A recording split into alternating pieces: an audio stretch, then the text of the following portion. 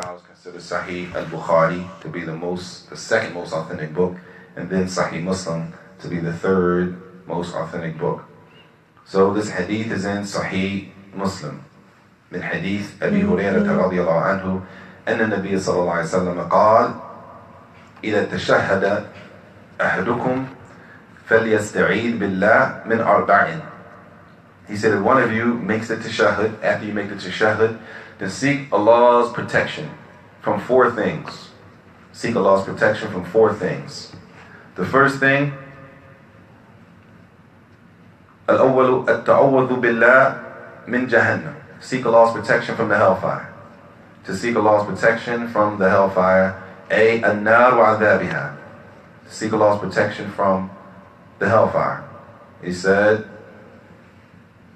Allahumma inni a'udhu bika from the hellfire. The first one. طيب. التعوذ بالله من جهنم, from the hellfire. طيب. He says, well, when we say a'udhu billah, al-isti'adha, iltija'un ila Allah wa i'tisamun bihi, subhanahu wa ta'ala. This is that we seek Allah's protection. That we seek in His protection from whatever it is we're talking about. That we turn to Allah and seek His protection. And sometimes we might say it without thinking, but it's a dua. A'udhu billah is a dua.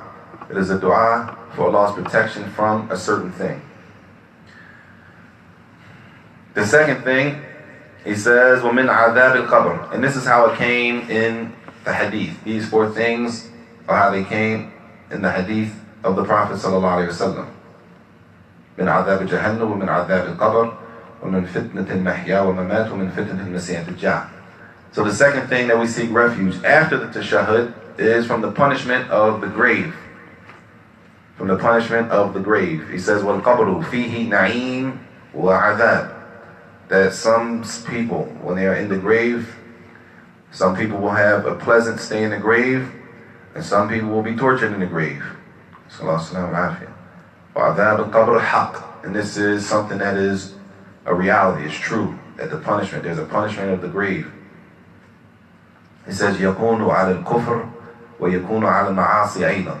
And it won't be just the disbelievers that can be tortured in the grave. It's not only for disbelief that a person is tortured in the grave, but it's also for disobeying Allah Jalla wa'ala. Disobedience. Ma'asi is a reason for being tortured in the grave. May Allah protect us from the torture of the grave. I mean, as it comes in a hadith, for example, as it comes in a hadith, إِنَّهُمَا لَيُعَذِّبَانِ وَمَا يُعَذِّبَانِ فِي كَبِيرٍ وَإِنَّهُ لَكَبِيرٌ.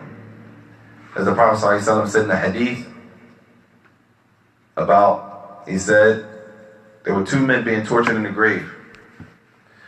So he said, إِنَّهُمَا لَيُعَذِّبَانِ. They're being tortured. وَمَا يُعَذِّبَانِ فِي كَبِيرٍ وَإِنَّهُ لَكَبِيرٌ. And they're not being tortured for something that is a major sin. It wasn't that, or it's a couple different interpretations. It wasn't a major sin, or they didn't see what they were being tortured for. They didn't see it to be a big problem. When they were being tortured, they were being tortured in the grave for the action, but when they were doing the action, they didn't see the action to be a big problem. And then the Prophet ﷺ, he mentioned the reasons that they were being tortured. ثُمَّ ذَكَرَ أَنَّ أَحَدَهُمَا. One of them, يَمْشِي بِالنَّمِيمَةِ بَيْنَ النَّاسِ. One of them, he used to be a tale carrier, spreading rumors to people, causing problems between people, spreading rumors. So, the fact that he would go between the people, causing problems and spreading rumors about this one, about that one, it was a reason for him being tortured in the grave.